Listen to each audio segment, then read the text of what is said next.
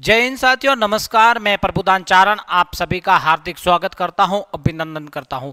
दोस्तों, हमारी बात हो रही थी वर्णमाला के ऊपर। हिंदी वर्णमाला का हमने लगभग संपूर्ण कर लिया है। एक टॉपिक पीछे और बचा हुआ था। हमने पढ़ा था लास्ट वीडियो में, आपको पता हो तो, उच्चारण के आधार पर वर्णों के कितने प्रकार होते हैं और उनके भेद कितने होते हैं, ये हमने अच्छे से ध्यान रखा था, पढ़ा भी था। आपको पता है कि अगर सवाल पूछे कि उच्चारण के आधार पर वर्ण कितने प्रकार के होते हैं, प्रकार पूछे तो हमें 8 बताना है और भेद पूछे तो हमें 11 बताना है, जिसके ऊपर हम व्यवस्थित चर्चा भी कर चुके थे। आज हमारा जो दूसरा पॉइंट बचता है वो बचता है प्रयत्न के आधार पर। प्रयत्न के आधार पर, प्रयत्न के आधार पर आपको पता हो तो इसके हमने 2 भेद किए थे। एक था आभ्यंतर, आभ्यंतर, और इसका जो दूसरा प्रकार हमने पढ़ा था वो बाह्यंतर। बाह्यंतर ध्यान रखना, इसको हम क्या कह सकते हैं, कंपन के आधार पर,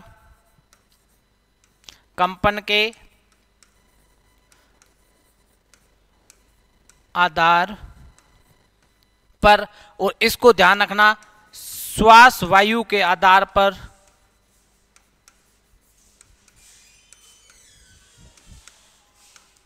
आधार पर। इसको 2 भागों में बांटा था, एक आभ्यंतर था और दूसरा बाह्यंतर था। आभ्यंतर और बाह्यंतर, आभ्यंतर को ध्यान रखना कंपन के आधार पर भी कह सकते हैं और बाह्यंतर को श्वास वायु के आधार पर भी कह सकते हैं। आभ्यंतर मतलब प्रयत्न के आधार पर होता क्या है, तो प्रयत्न के आधार पे हम सबसे पहले देखते हैं। तो प्रयत्न के आधार पर मतलब ऐसे वर्ण जिनका उच्चारण करने पर मुख विवर के जितने अवयव होते हैं उनको प्रयत्न करना पड़े, मेहनत करनी पड़े, अभ्यास करना पड़े, वही प्रयत्न के आधार पर कहलाते हैं। और इसके हमने 2 भेद भी पढ़ लिए हैं। अब हम आगे बात करेंगे कंपन के आधार पर जो वर्ण होते हैं वो कौन कौन से होते हैं, तो इसके बारे में बात करते हैं। कंपन के आधार पर 2 प्रकार होते हैं, ध्यान रखना। कंपन के आधार पर वर्ण कितने प्रकार के होते हैं? 2 प्रकार के। पहला अघोष। अघोष, अघोष वर्ण उनको कहते हैं जिसका उच्चारण करने पर हमारे मुख विवर से जो गूंज निकलती है, जो नांद निकलती है, वो कम निकले। मतलब ऐसे वर्ण जिनका उच्चारण करने पर आवाज, गूंज बहुत कम मात्रा में निकले, वो होते हैं अघोष वर्ण। याद हो जाएंगे। मतलब ऐसे वर्ण जिनका उच्चारण करने पर मुंह से निकलने वाली हवा या मुंह से निकलने वाली आवाज जो होती है वो कम होती है, न के बराबर होती है, वो होते हैं अघोष। अघोष वर्ण कौन कौन से होते हैं? ध्यान रखना, प्रत्येक वर्ग का पहला और दूसरा वर्ण। प्रत्येक वर्ग का पहला, जैसे एक अपन देखते हैं क वर्ग में, तो क वर्ग का पहला वर्ण तो क ही होगा और दूसरा क्या होगा? ख। क ख। जैसे इसके बाद में बात करें च वर्ग की तो च छ, बात करें ट वर्ग की तो ट ठ, है ना। इसके बाद में बात करें त की तो त थ, प वर्ग की बात करें प फ।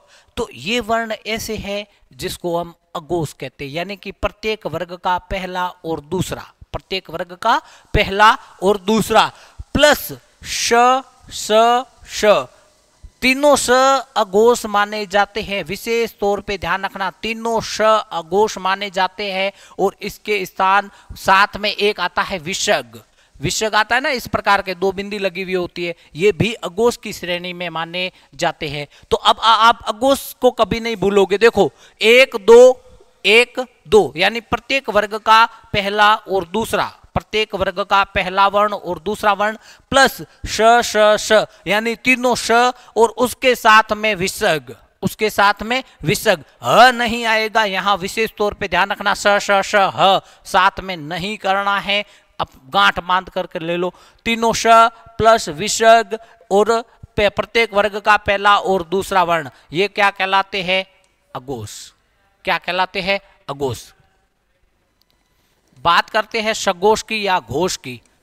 तो ऐसे वर्ण जिनका उच्चारण करने पर मुंह से निकलने वाली आवाज थोड़ी ज्यादा हो, मतलब अघोष से ज्यादा हो, कम ना हो, नांद भी कहते हैं इसको, विशेष करके ध्यान रखना, नांद या गूंज भी कहते हैं। अब आपके सामने ऑप्शन आए कि नांद या गूंज अल्प प्राण या महाप्राण में से सर्वाधिक किसकी होती है। अब वहां बैठ करके ऊपर देखो यार, नांद क्या होता है, गूंज क्या होती है, हमें तो कभी देखा ही नहीं, सुना ही नहीं। तो नांद या गूंज का मतलब होता है आवाज, तो जो वो होते हैं। तो ये देखो, प्रत्येक वर्ग का तीसरा, चौथा और पांचवा, क्यों, पहला और दूसरा तो हमने अगोश में ले लिया था ना, तो पीछे क्या बचा, तीसरा, चौथा और पांचवा।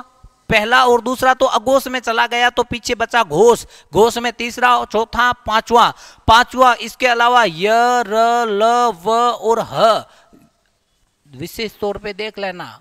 अभी लग रहा है कुछ नहीं याद हो जाएगा, याद नहीं होगा और गलत करके आओगे, मैं आपको फिर बता रहा हूं।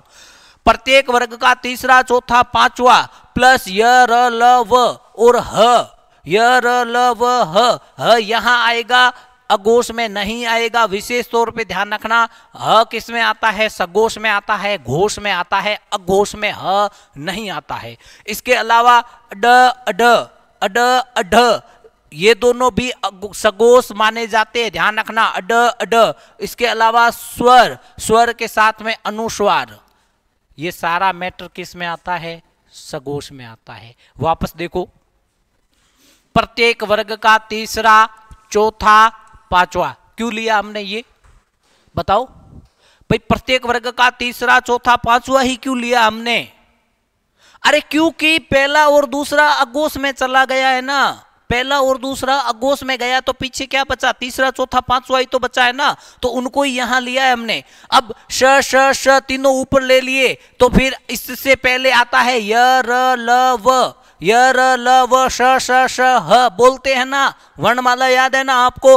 तो श, श, श तीनों स तो पहले ले लेने हैं, और उनसे पहले वाला य, र, ल, व और ह यहां पर हमें सघोष में ले लेना है। इसके साथ में अड, ड, अड, अड, ये दोनों भी सघोष में रहेंगे। जितने भी स्वर हैं सारे स्वर अघोष रहेंगे, सॉरी सघोष रहेंगे, और अनुस्वार भी सघोष रहेगा। उम्मीद करता हूं ये चीज आपको समझ में आई होगी। इसको अच्छे से अपने दिमाग में सेट कर लो, याद कर लो। सवाल यहां से पूछे जाते हैं, मतलब पूछे जाते ही हैं।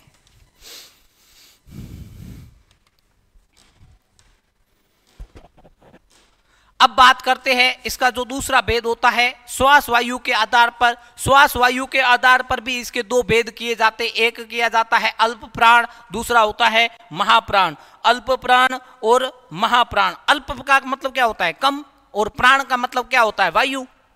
अब परिभाषा अच्छे से समझ गए होंगे भाई। अल्प का मतलब होता है कम, और प्राण का मतलब होता है वायु। अल्प प्राण मतलब कम वायु,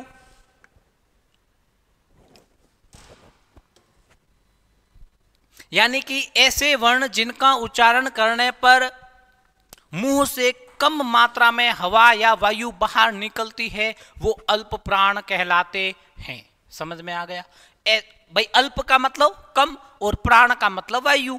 जो जिनका उच्चारण करने पर कम मात्रा में हवा बाहर या वायु बाहर निकलती है उसको अल्प प्राण कहते हैं। प्रत्येक वर्ग का पहला, तीसरा, पांचवा, यहां विशेष ध्यान रखना।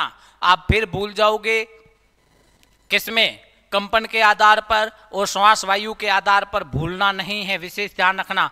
अल्प प्राण में क्या आएगा, पहला, तीसरा, पांचवा, पहला, तीसरा, पांचवा, प्लस य, र, ल, व, ड, ये ही आएगा, अड ही आएगा। ध्यान रखना, अड, अढ नहीं आएगा, केवल ड ही आएगा। ये विशेष तौर पे ध्यान देने वाली बात है। और जितने स्वर है, कुछ विद्वान इनके साथ में स्वर मानते हैं, तो कुछ विद्वान इनके साथ में स्वर नहीं मानते। ये कंफ्यूज वाला मैटर है, तो अपने को भी कंफ्यूज में ही रहना पड़ेगा। कुछ तो मानते हैं और कुछ नहीं मानते हैं।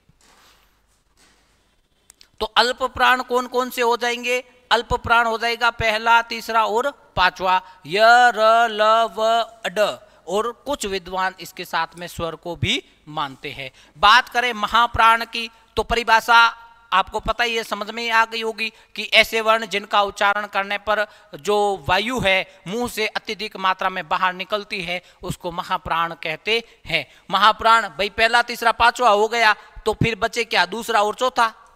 समझ में आएगी ना। कर लोगे ना अच्छे से। पहला तीसरा पांचवा ऊपर आ गया तो फिर नीचे दूसरा और चौथा ही बचा, फिर श श श तीनों आ जाएंगे। यहाँ ह साथ में आएगा, स के विशेष तौर पे ध्यान देना है। तीनों स प्लस ह और ड, ये अड ऊपर आया, अड नीचे आ रहा है, ध्यान रखना। महाप्राण में आएगा अड और ड का आकर चला गया तो वो चला गया अल्प प्राण में। तो ये विशेष तौर पे ध्यान देने वाली बात है, आपको ये चीज कंफ्यूज करेंगे। एक तो करेगा आपको कंपन के आधार पर, कंपन के आधार पर दो भेद होते हैं, एक होता है अघोष, दूसरा होता है सघोष या घोष। अघोष में पहला दूसरा श श श, ह साथ में नहीं आएगा, प्लस विसर्ग आएगा। और इसके साथ में जो सघोष है या घोष है, ये तीसरा चौथा पांचवा प्लस य र ल व और ह, और इसके साथ में अड अड, ये दोनों साथ आ रहे हैं और स्वर भी आ रहा है और अनुस्वार भी आ रहा है। जबकि यहां आप देख रहे हो तो जो अल्प प्राण है इसमें पहला तीसरा पांचवा य र ल व, और यहां केवल अड ही आ रहा है और स्वर कुछ मानते हैं तो कुछ नहीं मानते हैं। जबकि महाप्राण में दूसरा और चौथा प्लस श श श और ह यहां साथ में है, अड यहां नीचे है। ये विशेष तौर पे ध्यान रखना, सवाल पूछे जाते और कंफ्यूज करते और गलत करके आ जाते हैं। तो दोस्तों यहां हमारी वर्णमाला हो जाती है पूरी। अब हम नेक्स्ट वीडियो में पढ़ेंगे शब्द पठन के बारे में, आपको बताएंगे। तब तक के लिए जय हिंद, जय भारत।